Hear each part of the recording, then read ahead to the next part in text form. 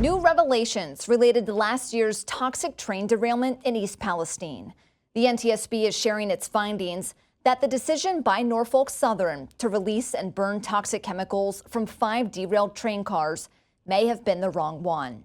Investigators say the burn-off was unnecessary and only happened due to misinterpretation of risk by the railway and contractors.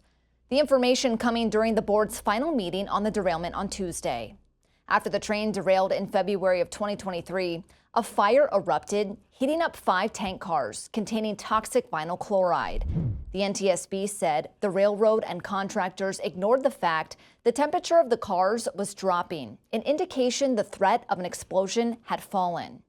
They then went ahead with the decision to release the chemicals. Investigators also found firefighters and emergency crews stayed on the scene too long. The reason?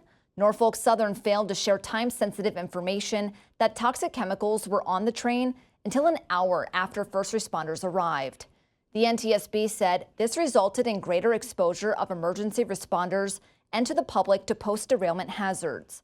A plume of smoke rose from the burn site, which led to a bevy of lawsuits from those living nearby who reported illnesses as a result of the toxic fumes. A recent environmental impact report shows those chemicals have now been detected in 16 states. While this week's meeting was the last for the NTSB, the rail disaster has already led to industry-wide changes. On Monday, the Department of Transportation announced a new rule requiring railroads to alert local emergency agencies about all hazardous materials being carried through their areas.